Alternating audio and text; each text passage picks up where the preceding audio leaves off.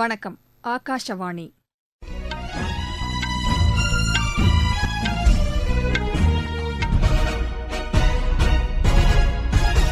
செய்திகள் வாசிப்பவர் லட்சுமி ராகவன். தலைப்புச் செய்திகள்.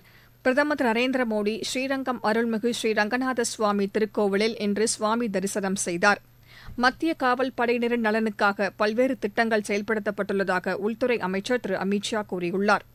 ஆராய்ச்சிப் பணிகளுக்கு ஊக்கம் அளிக்கப்பட்டு வருவதாக மத்திய அரசு தெரிவித்துள்ளது. வட மாநிலங்களில் கடும் பனிமூட்டம் அடுத்த 5 நாட்களுக்கு நீடிக்கும் என்று வானிலை ஆய்வு மையம் கூறியுள்ளது. 19 வயதுக்குட்பட்டோருக்கான உலகக்கோப்பை கிரிக்கெட் போட்டியில் பங்களாதேஷிற்கு எதிரான ஆட்டத்தில் இந்தியா முதலில் பேட் செய்து வருகிறது. இனி விரிவான செய்திகள். பிரதமர் திரு நரேந்திர மோடி திருச்சி ஸ்ரீரங்கம் அருள்மிகு ஸ்ரீ ரங்கநாத சுவாமி திருக்கோவிலில் சுவாமி தரிசனம் செய்தார். இன்று காலை சென்னையிலிருந்து திருச்சி சென்ற அவர் அங்கிருந்து ஸ்ரீரங்கத்திற்கு ஹெலிகாப்டர் மூலம் சென்றடைந்தார். பின்னர் ஹெலிகாப்டர் தளத்திலிருந்து கோவிலுக்கு சாலை மார்க்கமாக பிரதமர் பயணித்தார்.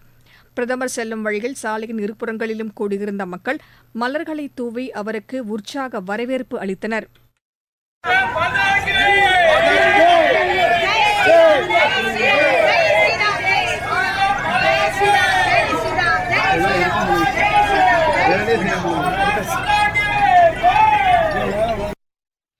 பின்னர் தமிழகத்தின் பாரம்பரிய உடையான வேஷ்டி சட்டையுடன் ஸ்ரீரங்கம் அருள்மிகு ஸ்ரீ ரங்கநாத சுவாமி திருக்கோவிலில் சுவாமி தரிசனம் செய்தார். இதனைத் தொடர்ந்து திரு நரேந்திர மோடி ராமேஸ்வரம் சென்றடைந்தார். அயோத்தியாவில் ராமர் கோவில் திறப்பு விழாவில் பிரதமர் திரு நரேந்திர மோடி வரும் திங்கட்கிழமை பங்கேற்க உள்ள நிலையில் ஸ்ரீரங்கம் கோவிலில் சுவாமி தரிசனம் செய்ததும் ராமேஸ்வரத்தில் சுவாமி தரிசனம் செய்ய உள்ளதற்கும் வரலாற்று காரணங்கள் இருப்பதாக ஆன்மீக சொற்பொழிவாளர் திரு வெங்கடம் ராம் நாராயணன் எமது செய்தியாளரிடம் தெரிவித்தார். அயோத்தியில் குழந்தை ராமனின் பிராண பிரதிஷ்டை 11 நாட்கள் விரதமிருந்து அதை வெற்றிகரமாக முடிக்கப் போகும் நமது பாரத பிரதமரின் தமிழ்நாடு சுற்றுப்பயணம் மிக மிக மேன்மை பெற்றது. அதற்கு காரணம் 2 விஷயங்கள். ஒன்று, ராமனின் ஏற்றம் அயோத்தி, கிருஷ்ணனின் ஏற்றம் துவாரகை. ராமனுடைய குலதெய்வம் விஷ்ணு, அதாவது ஸ்ரீ ரங்கநாதர். கிருஷ்ணனின் குலதெய்வம் கிருஷ்ணர். அவர் இப்போது குருவாயூரில் இருக்கிறார். நமது பாரத பிரதமர் மோடி குருவாயூரை நமஸ்கரித்து ஜடாயுவின் மூலமாக, அதாவது ராமாயணத்தில் நடைபெற்ற அனைத்து இடங்களையும் மோடி சென்று வணங்கி அவர்களுடைய ஆசியை பெறுவதற்காக ஒவ்வொரு இடமாக நமஸ்காரம் செய்து வருகிறார். அப்படி லேபாக்ஷி சென்றவர் தற்போது தமிழகத்திற்கு வந்து ஸ்ரீரங்கத்தில் ஸ்ரீ ரங்கநாதனை தரிசித்துவிட்டு விபீஷண சரணாகதி அடைந்த இடமான தனுஷ்கோடியை சென்று அங்கிருக்கும் ராமர் கோவிலில் ராமரை தரிசித்துவிட்டு ராவணனை கொன்ற தோஷத்திற்காக சிவலிங்கத்தை பூஜை செய்து அங்கே பிரதிஷ்டை செய்த ராமேஸ்வரம் இடத்தில் புனித நீராடி 22 புனித தீர்த்தங்களிலும் அக்னி தீர்த்தத்திலும் நீராடி சிவபெருமானை தரிசித்து அவருடைய ஆசிகளை பெற்று தமிழக பயணத்தை முடித்துக் கொண்டு பிராண பிரதிஷ்டையில் ஈடுபட போகும் நமது பாரத பிரதமருக்கு வாழ்த்துக்கள். அவரை நாமும் எல்லோரும் கொண்டாடுவோம். மத்திய காவல் படையினரின் நலனுக்காக பல்வேறு திட்டங்கள் செயல்படுத்தப்பட்டுள்ளதாக உள்துறை அமைச்சர் திரு அமித் ஷா கூறியுள்ளார். அசாமின் தேஸ்பூரில் SSBயின் நிறுவன தினத்தையொட்டி நடைபெற்ற நிகழ்ச்சியில் பங்கேற்று அவர் பேசினார். நாட்டின் எல்லைப் பகுதியை பாதுகாக்கும் பணியில் ஈடுபட்டுள்ளோரின் நலனுக்காக நிறைவேற்றப்பட்டுள்ள திட்டங்களை அவர் பட்டியலிட்டார். சீனாவுடனான போருக்கு பின்னர் 1963ஆம் ஆண்டு SSB நிறுவப்பட்டதாகவும் அவர் தெரிவித்தார். நேபாளம் மற்றும் பூட்டானை ஒட்டிய எல்லைப் பகுதியில் இந்த படையினர் பாதுகாப்பு பணியில் ஈடுபட்டுள்ளதாகவும் அவர் கூறினார். இவர்கள் ஆற்றி வரும் பணி சிறப்பானது என்றும் திரு அமித் ஷா தெரிவித்தார். மின்துறை விரைவான வளர்ச்சியை கண்டு வருவதாக அத்துறைக்கான மத்திய அமைச்சர் திரு RK சிங் கூறியுள்ளார். புதுதில்லியில் 2 நாட்களாக நடைபெற்ற மின்துறையின் செயல்பாடுகள் தொடர்பான ஆய்வுக் கூட்டத்தில் பங்கேற்று அவர் பேசினார். நுகர்வோர்களுக்கு தடையற்ற மின்சாரம் கிடைப்பதை மின் நிறுவனங்கள் உறுதி செய்ய வேண்டும் என்று அவர் கேட்டுக் கொண்டார். வேளாண் பணிகளில் சூரிய ஒளி மின்சக்தி பயன்பாடு அதிகரிக்கப்பட வேண்டியதன் அவசியத்தையும் அமைச்சர் வலியுறுத்தினார். இந்த கூட்டத்தில் மின் விநியோகத்தில் சிறப்பாக செயல்பட்ட நிறுவனங்களுக்கான தரவரிசை பட்டியலையும் திரு RK சிங் வெளியிட்டார். ஆராய்ச்சி பணிகளுக்கு மத்திய அரசு ஊக்கமளித்து வருவதாக புவி அறிவியல் துறை அமைச்சர் திரு கிரண் ரிஜிஜூ கூறியுள்ளார். ஃபரிதாபாத்தில் இளம் விஞ்ஞானிகள் மாநாட்டை தொடங்கி வைத்து அவர் பேசினார். வளர்ச்சியடைந்த நாடாக இந்தியாவை உருவாக்குவதில் இளம் விஞ்ஞானிகள் முக்கிய பங்கு வகிப்பார்கள் என்றும் அவர் தெரிவித்தார். பருவநிலை மாற்றத்தினால் ஏற்படும் பாதிப்புகளை தடுப்பதற்கு கூடுதல் ஆராய்ச்சிகள் மேற்கொள்ளப்பட வேண்டும் என்றும் அமைச்சர் கேட்டுக் கொண்டார். நீங்கள் கேட்டுக்கொண்டிருப்பது ஆகாஷவாணியின் செய்தி அறிக்கை. यही समय है, सही समय. இதுதான் வேளை. சரியான வேளை. ஒவ்வொரு தேசத்தின் வளர்ச்சி பயணத்தின் போதும் தேசம் முன்வந்து புதிய உறுதிப்பாடுகளோடு முன்னேற்ற பாதையிலே பயணிக்கக்கூடிய அற்புதமான ஒரு வேளையும் பிறக்கும். புதிய பாரதத்தின் துவக்கத்தின் இது அமுத காலம். இதுவே கோடானு கோடி நாட்டு மக்களுடைய உறுதிப்பாடாகும். அமுத காலம் 25 ஆண்டுகளுக்கு ஆனது. ஆனால் நாம் நம்முடைய லட்சியங்களை அடைவதற்காக இப்போதிலிருந்தே முனைப்புடன் செயல்பட வேண்டும். भारत को गढ़ने का यही समय है. நாடு முழுவதும் மேற்கொள்ளப்பட்டு வரும் நமது லட்சியம் வளர்ச்சியடைந்த பாரதம் யாத்திரை பொதுமக்களிடையே பெரும் வரவேற்பை பெற்றுள்ளது.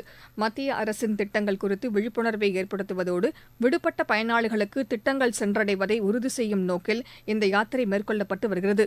தமிழகத்தின் தென்காசி மாவட்டத்தில் நடைபெற்ற இந்த யாத்திரையில் பொதுமக்கள் ஆர்வத்துடன் பங்கேற்றனர்.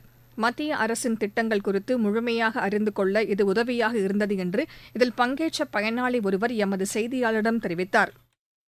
என்னுடைய பேர் அன்புராஜ். நான் 2 ஏக்கரில் விவசாயம் பார்த்துட்டு வரேன். வருஷம் 6000 ரூபா ஊக்கத்தொகை கொடுத்ததுனால எனக்கு விவசாயம் பார்க்க மிக உற்சாகமாக இருந்துட்டு இருக்கு. ஏன்னா நெல் விதை வாங்கும்போது அடிக்கிறதுக்கு உரம் போடுறதுக்கு இந்த மாதிரி வேலைகளுக்கு அவர் கொடுக்க இந்த 6000 ரூபா மிக பயனுள்ளதாக இருந்துட்டு இருக்கு. நமது லட்சியம் வளர்ச்சியடைந்த பாரதம் என்ற தலைப்பில் வேன் மூலமாக மக்களுக்கு தெளிவுபடுத்தக்கூடிய அந்த நிகழ்ச்சி நடந்து கொண்டிருக்கிறது. இந்த நிகழ்ச்சியிலே வேளாண்மை துறை, தோட்டக்கலைத்துறை, வங்கித்துறை, கேஸ் சிலிண்டர் கொடுக்கக்கூடிய அந்த துறையிலிருந்து தான் வந்திருக்காங்க. மக்களுக்கு பயன்படக்கூடிய அடையில் இந்த நிகழ்ச்சி நடந்துகிட்டு இருக்கு. இதனால நல்லூர் பஞ்சாயத்தில் இருக்கக்கூடிய மக்கள்லாம் இந்த நிகழ்ச்சியை கலந்து கொண்டு பயனடைந்து கொண்டிருக்கிறார்கள். முக்கியமாக மத்திய அரசுக்கும் மோடி அவர்களுக்கும் எங்களுடைய தென்காசி மாவட்டம் ஆலங்குளம் ஒன்றியம் நல்லூர் பஞ்சாயத்தின் சார்பாகவும் ஆலங்குளத்தின் சார்பாகவும் நன்றியை தெரிவித்துக் கொள்கிறோம். பாகிஸ்தானையொட்டிய எல்லைப் பகுதியில் பாதுகாப்புப் படையினர் ஆயுதங்களை பறிமுதல் செய்தனர். பஞ்சாபின் ஃபிரோஸ்பூர் மாவட்டத்திற்கு உட்பட்ட எல்லைப் பகுதியில் உள்ள வயல்வெளியில் அதிநவீன துப்பாக்கி உள்ளிட்ட ஆயுதங்கள் பறிமுதல் செய்யப்பட்டதாக எல்லை பாதுகாப்புப் படையினர் தெரிவித்தனர். இந்த பகுதியில் ட்ரோன் பறப்பதாக கிடைத்த தகவலை அடுத்து பாதுகாப்புப் படையினர் கண்காணிப்பு நடவடிக்கைகளை மேற்கொண்டனர். அப்போது ஆயுதங்கள் பறிமுதல் செய்யப்பட்டதாக எமது செய்தியாளர் தெரிவிக்கிறார்.